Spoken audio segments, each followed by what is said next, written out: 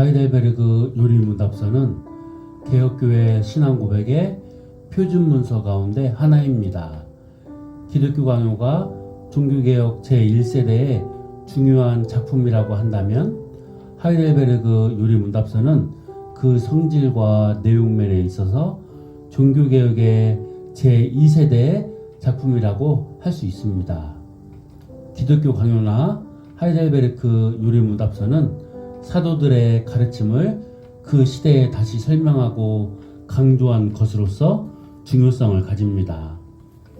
하이델베르그 요리문답서는 종교개혁이 유럽으로 확산되는 가운데 작성되었습니다. 하이델베르크 지역은 종교개혁이 시작될 때 종교개혁을 환영한 지역은 아니었습니다. 그러나 1556년 오토 헬리 백작이 선제후가 된 후 달라졌습니다. 그는 처음에는 루터교회의 고백을 좋아했지만 나중에 개혁교회로 기울어졌습니다. 그래서 하이델베르크 대학의 신학 교수들을 개혁 신학자들로 지명했습니다.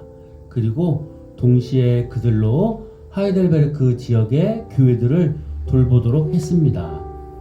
그래서 그가 죽을 때에는 개혁파 설교자들이 루터교 설교자들보다 많았습니다. 프리드리 3세가 그의 뒤를 이어 선제후가 되었습니다.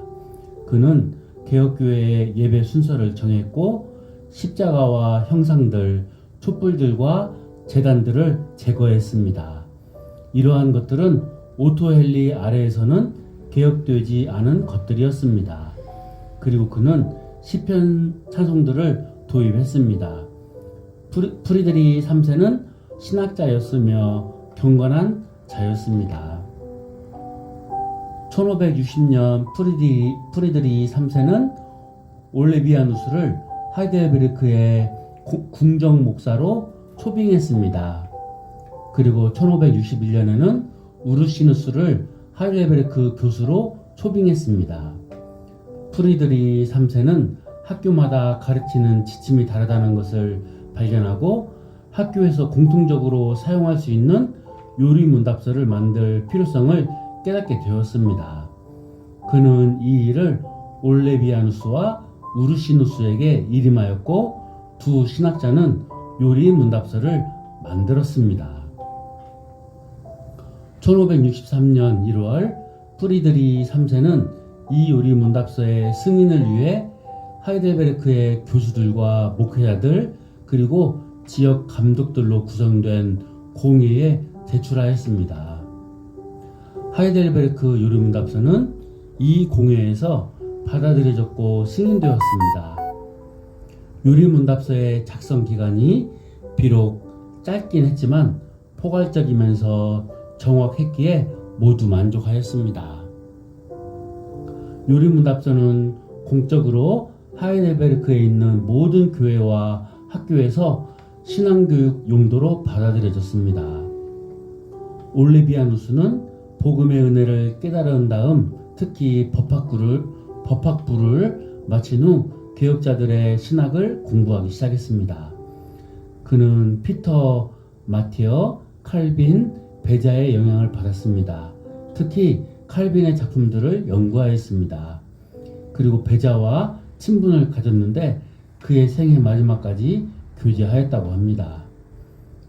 1559년 그는 고향인 트레베스에 돌아와서 사역을 시작했습니다. 그의 사역 가운데 복음의 능력이 나타났습니다.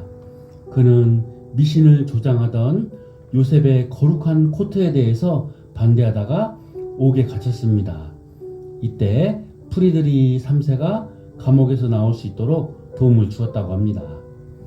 우르시누스는 1561년 프리드리 3세의 청빙으로 하이델베르크 대학의 신학부 교수가 되었으며 얼마 있다가 도시의 법정 설교자 중에 한 사람이 되었습니다.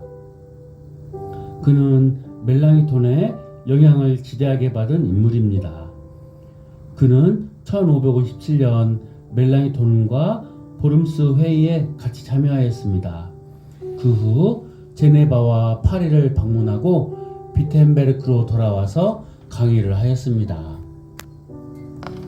그러나 그의 정통적인 신학은 루터교의 반대에 부딪히게 되었습니다. 우르시누스는 강사직을 그만두었고 1561년 하이델베르크 대학의 신학부 교수로 초빙을 받았습니다. 그는 설교에는 탁월한 재능이 없었지만 학문적 강의는 뛰어났습니다. 프리드리 3세는 이 두 사람에게 개혁신앙의 요리문답서 작성을 요청하게 되었습니다. 두 사람이 요리문답서를 작성하고 라틴어와 독일어로 된 요리문답서를 하이니 블링거에게 보냈습니다. 그리고 그에게 우리가 당신과 스위스 개혁자들에게 매우 큰 빚을 진 것만은 분명합니다. 우리는 이것을 하나의 자료가 아니라 여러 자료들을 가지고 만들었습니다. 오직 하나님께만 영광을 돌립니다. 라고 했습니다. 프리드리 3세가 죽고 루이스가 선제후가 되면서 하이델베르크에 정치적 변화가 일어났습니다. 루이스는 루터교를 강조했습니다. 결국 두 사람은 하이델베르크 대학에서 쫓겨났습니다. 올레비아누스는 헬본으로 가서 교회를 개혁하는 일을 계속하였습니다. 그곳에서 1578년 갈라디아서 주석을 출판했는데 베자가 서문을 썼습니다. 우르시누스는 뉴스타트로 옮겼으며 여기서 요리문답서를 강의하였습니다. 그의 강의가 편집되어 그의 사후에 하이델베르크 요리문답서 주석으로 출판되었습니다. 하이델베르크 요리문답서는 하이델베르크라는 지역에 개혁신앙을 세우려는 목적으로 작성되었습니다. 그러나 하이델베르크 요리문답서는 단지 교리의 체계만이 아닙니다. 교리가 삶의 형태 안으로 설명되고 있습니다. 하이델베르크 요리문답서는 인간의 자연적인 상태가 비참하다는 사실로부터 시작해서 영광스러운 구속의 계획을 설명하고 마지막으로는 큰 구원의 실제적 열매에 대해서 서술하고 있습니다. 하이델베르크 요리문답서가 이러한 구조를 가지고 있는 이유는 복음과 구원에 대해 무지한 자들을 깨우치기 위해서입니다. 진정한 구원의 은혜에 대한 체험은 자신이 죄인이라는 것을 깨닫는 데서부터 시작됩니다. 그러한 죄인은 반드시 용서의 방법을 찾게 되어 있습니다. 용서를 찾고 구원의 은혜를 갈망하는 선택된 죄인은 결국 하나님의 은혜로 그리스도 안에서 용서를 체험합니다. 이렇게 용서를 체험한 죄인은 자신의 죄를 미워하고 죄와 싸우며 한편으로 하나님의 계명을 지키게 됩니다. 하이델베르크 요리문답서는 바로 이러한 과정을 설명합니다. 따라서 매우 복음적이며 실제로 영혼이 각성되는 과정을 설명하고 있습니다. 하이델베르크 요리문답서의 이러한 특징은 오늘날에도 여전히 교회 안에서 영혼을 각성시키는 좋은 교재로 쓰임받기에 충분합니다. 하이델베르크 요리문답서의 또 하나의 특징은 로마 카톨릭 교회의 오류들에 대해서 날카롭게 책망하고 있다는 것입니다. 질문 80번의 경우에는 로마 카톨릭 교회로부터 공격을 받은 질문입니다. 이렇게 하여 하이델베르크 요리문답서는 교리상의 오류들을 지적하는가 하면 다른 한편으로는 정통적인 가르침이 무엇인가를 분명하게 보여주고 있습니다. 이러한 특징으로 말미암아 하이델베르크 요리문답서는 전체 개혁교회들 가운데 널리 받아들여졌습니다. 스위스, 프랑스, 영국, 스코틀랜드, 화란의 개혁교회에서 사용되었습니다. 모든 목회자는 매년 하이델베르크 요리문답서를 매주일 설교하도록 되어 있었습니다. 물론 학교와 대학교에서도 하이델베르크 요리문답서를 가르치게 했습니다. 하이델베르크 요리문답서는 이러한 목적으로 만들어졌습니다. 하이델베르크 요리문답서를 통해 모든 교회가 정기적인 교리교육 시스템이 세워졌습니다. 매 주일 오후에는 어린이를 포함해 모든 교인들이 하이델베르크 요리문답서 강론을 들었습니다. 이러한 방식은 오늘날에도 적용 가능합니다. 화란 개혁교회의 경우 이전과 똑같은 방식으로 요리문답서를 사용하고 있습니다. 좀 더 구체적으로 하이델베르크 요리문답서의 유용성을 말하자면 다음과 같습니다. 첫째로 하이델베르크 요리문답서는 교회에서 어린이를 포함해 청소년과 청년들을 가르치는 데 더할 나위 없이 좋은 교재입니다. 믿음의 체계를 설명하는데 매우 요긴하고 더 나아가 중요한 성경 구절들을 기억하게 함으로써 아주 유용합니다. 하이델베르크 요리문답서는 성령의 역사를 전제로 하고 있기 때문에 단지 지적인 지식 습득만으로 끝나지 않고 체험적입니다. 따라서 어린이들과 청년들이 성경 구절들을 기억하고 그 바탕에 성령이 역사하시면 보다 분명하고 바른 믿음의 체험이 일어날 것입니다. 둘째로 가정에서 부모들이 자녀들을 가르치기에 좋은 교재입니다. 질문과 대답으로 구성되어 있어 질문을 읽고 그 대답을 따라가며 근거 구절들도 함께 찾아 읽을 수 있게 할 수 있습니다. 이때 부모는 각 항목마다 보충 설명을 해주면 됩니다. 요리문답서의 근거 구절들은 중요한 성경 구절들입니다.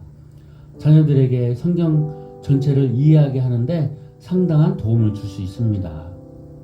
셋째로 우르시누스가 요리문답서 주석을 쓰면서 의도했던 것처럼 신학교 학생들을 위한 신학 교과서로 사용될 수 있습니다.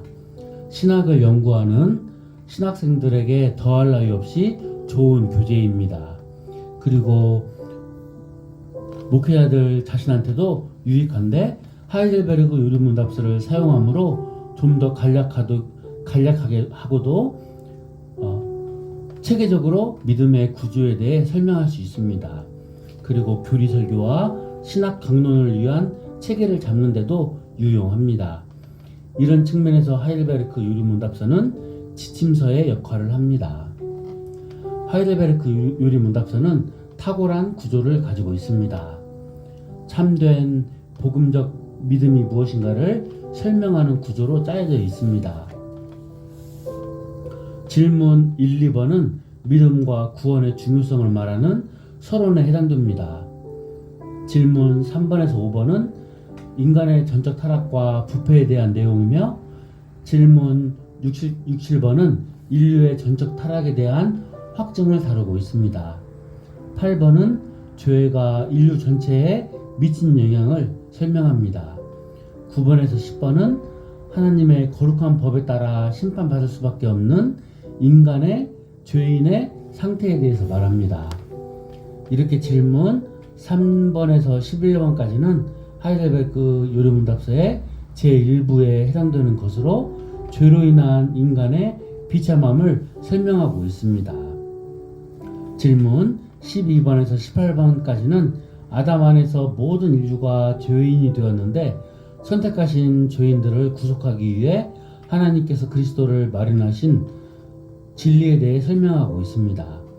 질문 19번은 복음이 그리스도에 대한 것임을 설명합니다. 그러나 모든 자가 그리스도를 받아들이는 것은 아닙니다. 오직 믿음으로 그리스도의 은덕을 누릴 수 있습니다.